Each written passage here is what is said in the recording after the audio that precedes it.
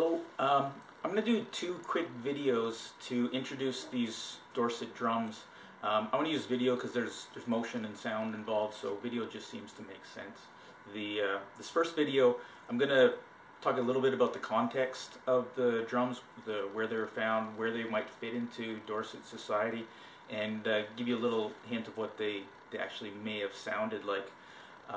And in the second part, I want to play a couple interpretations of what I think is a song that's actually inscribed on the back of one of the drums. But first, just an introduction to the drums themselves. The original artifacts were found at a site called Button Point on Bylot Island, which is just opposite Pond Inlet on the north end of Baffin Island. There's actually two drums found. I made two copies of the same drum. But both drums were fairly similar. One was more complete than the other, so I chose to make a reproduction of the more complete one. The wood was intact, the handle was intact, but the drum skin was missing. So I used analogy with Inuit drums to sort of fill in the blanks. Now this sort of drum, this might be the sort of drum that you would play if somebody's getting married, if you're going out on Saturday night. You might play this at a dance, but more likely than not, this would have been part of a shaman's toolkit. So it would be used in more religious ceremonies for healing, that sort of thing. In fact, I'll read a short passage. This is from Robert McGee's book, Ancient People of the Arctic, and he has a paragraph talking about the original artifacts from Button Point. He says, one archaeological site in northern Baffin Island has produced two fragments of drums. Throughout the shamanic world, the tambourine-like drum is the shaman's steed, or the door to the world of spirits. It is the means by which shamans induce the trance state that allows them to travel to distant realms and converse with strange and powerful beings. The Dorset drum rims are tiny, only about 20 centimeters across, and could not have produced the hypnotic booming roar of large Inuit drums. Their diminutive size accords with the emphasis on miniaturization that pervades Palaeoeskimo culture, and their relatively high-pitched tone may have been as effective as that of a larger drum in allowing shaman and audience to accomplish a hypnotic state.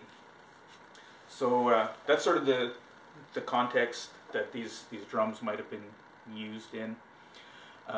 Another interesting thing about the archaeology at Button Point, there was a lot of organic material found, a lot of wooden artifacts, and some of those, like the drums, there were full-size wooden masks, there were carvings of people and animals, abstract carvings, and a lot of those carvings had what's called a skeletal motif incised on them. And this is not uncommon in Palaeoeskimo, especially late Dorset artwork.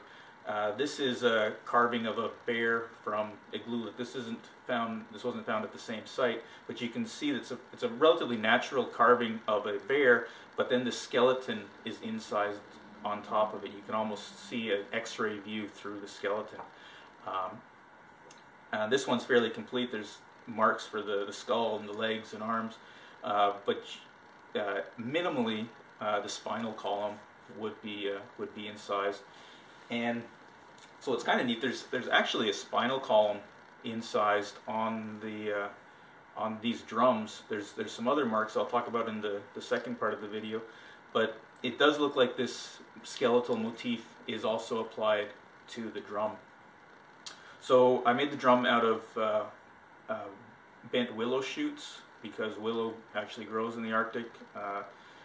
I'm not certain that that's what the original drums were made from. The skin is caribou or reindeer hide, and all of the lashing is sinew. I'm not sure how the drum would have been played, whether it would have been played with sticks or with your hand. You can get a nice sound out of it.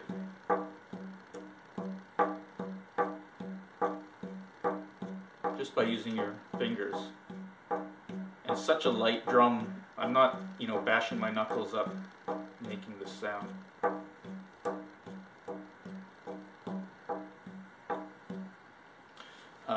You could have used a stick.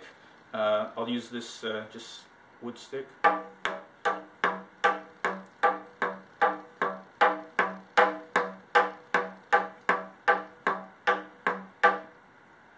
little louder, but I don't know, I can hear more clacking wood on wood, so that's why I've wrapped this end in rabbit fur, just to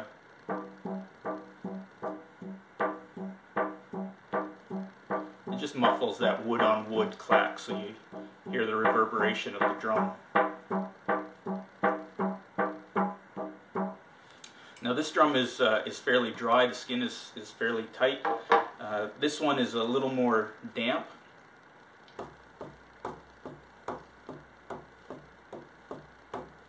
I don't know if you can hear that. The volume is definitely lower, but it's a boom, boom, boom, boom.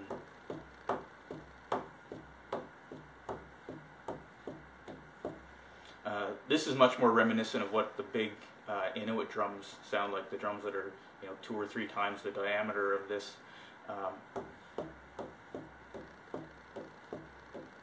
So it's still interesting. You do get a nice booming sound, but it's very, very quiet. You'd have to be very close to the drum to hear that. So anyways, that's what these drums are like. Oh, there were 2 drums, I suppose.